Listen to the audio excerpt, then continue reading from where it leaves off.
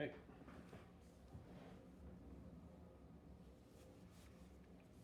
If I draw that, just kind of start with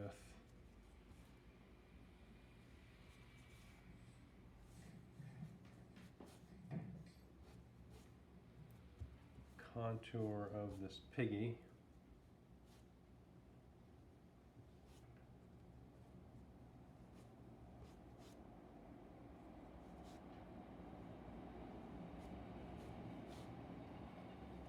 So because I'm drawing with the white, I can outline this figure, but I also want to look for where I see the white so that I can draw it in. Where I'm going to see it is out here.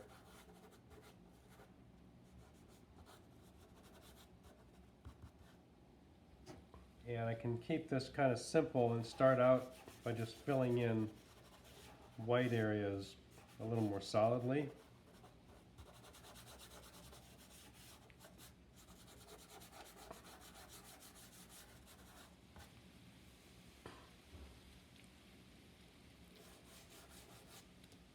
Right.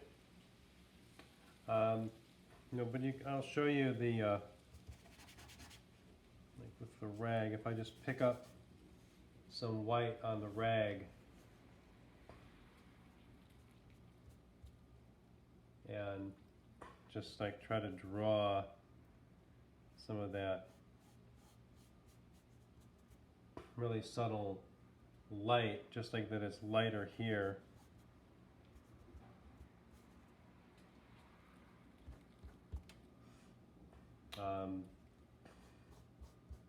It'll allow me to draw it gradually, but also, this way it's almost like I'm starting more with something that looks more like the surface of that wax. So sometimes you'd like choose to draw a certain way because you're trying to make something look a certain way. Here, there's the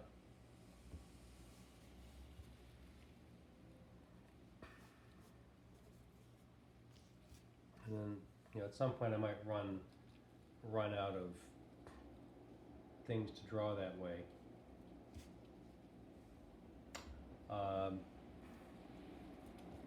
And you can always come in with sharper white.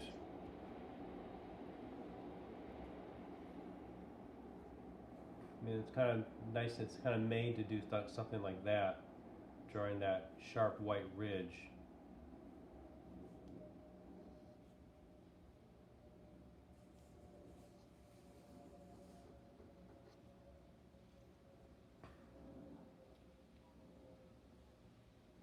You see, you've got like the highlight there. That's a little large.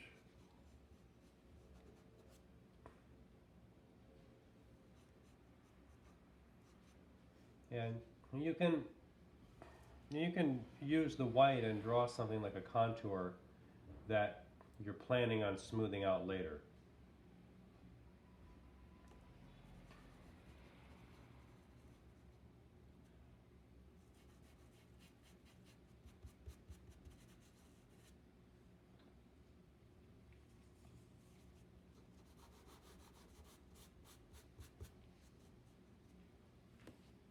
So I think it's a good idea to do it gradually. And if you need to, you can use the black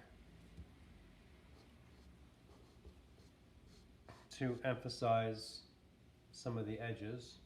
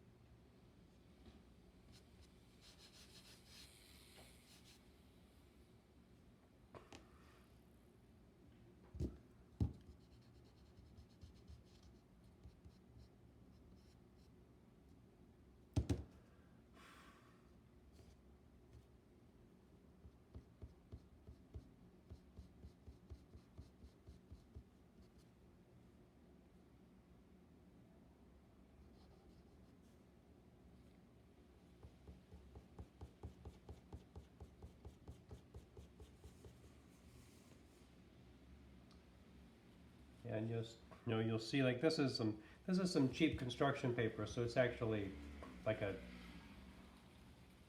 it's almost like more like it's like a dark violet.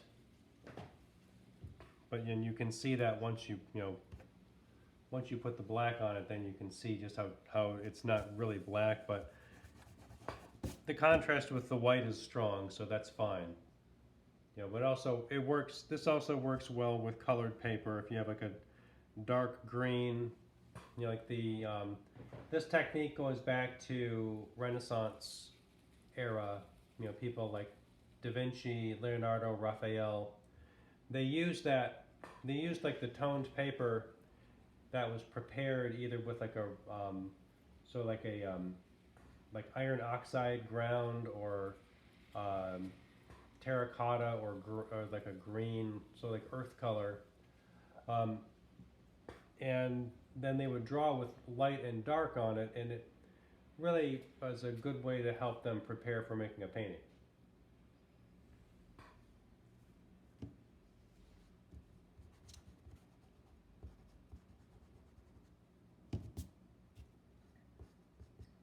Yeah, it's a very different.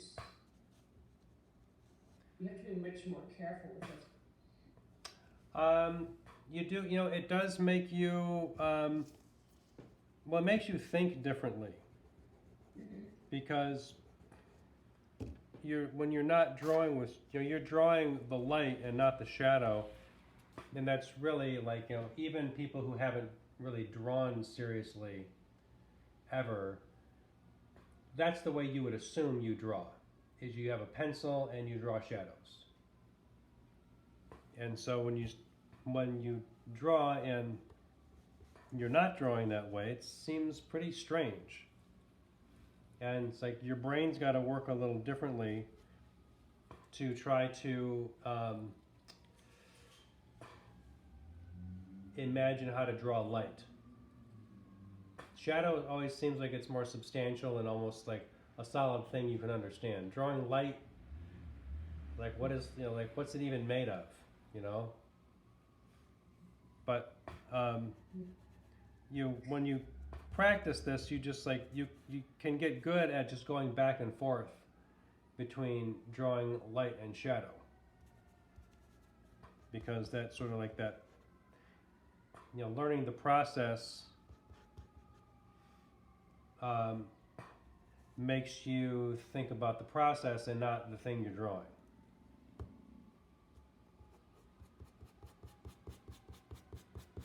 Trust the process, as they say.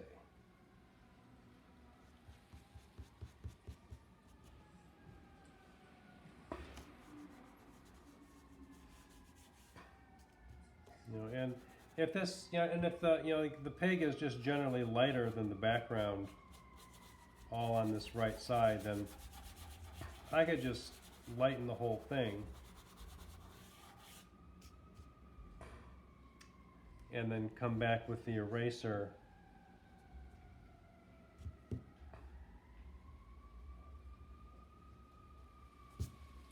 and put in these light shadows by erasing.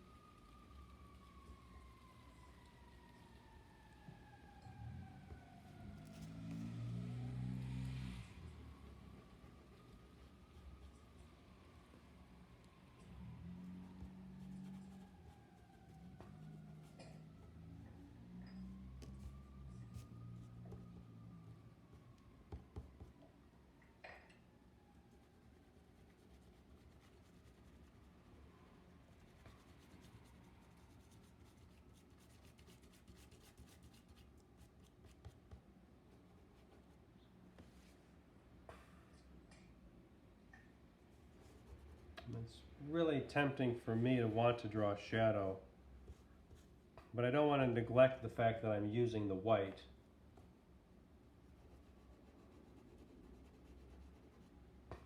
But anything you draw, you can erase it. So Don't worry about that.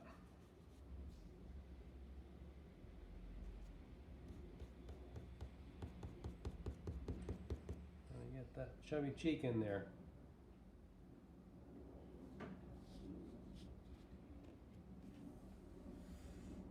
How's that look? Very. Starting to appear from the surface of the paper, Mm-hmm. and you can see I was where. trying to do a kind of stylistic elephant yesterday. Mm. It's, just an idea for somebody's birthday, and you know, just looking at how you drew the outline, you used a much finer. You know, it was way too heavy, so I ended up with so much dust. It was just like. Yeah. Yeah, that's when you do have to make adjustments for this stuff. The fact that it is so dusty, I don't want it to get everywhere and also just make a mess out of my drawing. So I want to use restraint wherever I can. It actually seems to almost appear out of the paper. Yes. I mean, with the dark background. Yep. Whereas the drawing you're kind of applying it to, this seems to come. It has to come out of the paper. It's a Yes. little bit different. It's a different way of thinking where you try to make it emerge from the surface.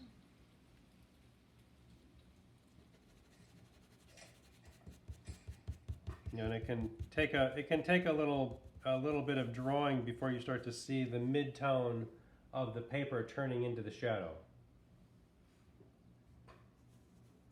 But I find that it's pretty reliable. At some point, you'll start to see like, oh yeah, the paper now looks like it's the shadow, not the surface of the paper. And so it starts to look like the object. And I think out here I got to make this a little more solid with the white. So you do have to just like pile the white on to make it look like it's a solid surface, and there are areas where you really want it light. You don't want the paper showing through. You said a minute ago, Duffy, you're thinking less about what you're trying to draw, and you start to think more about the process. Is that Yep. what you said? Yes. Yeah. I mean, this process will give it to you if you are, you know, if you sort of like, you know, learn the process.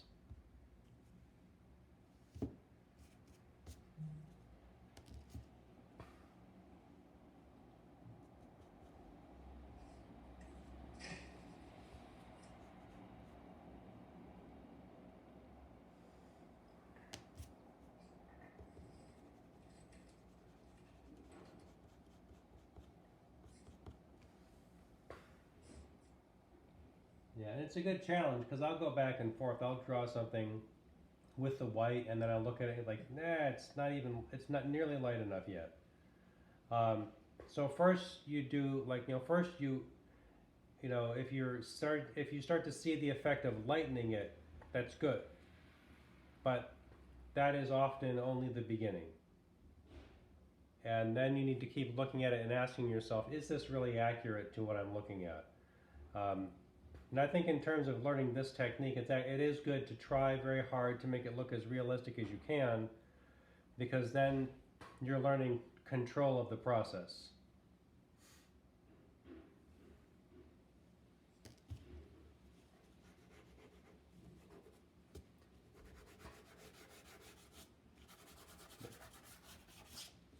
Okay, so that's, you know, hopefully lets you see a little bit about how you would draw that with the white. Yes, very So, helpful. good. Very good. Stop that there.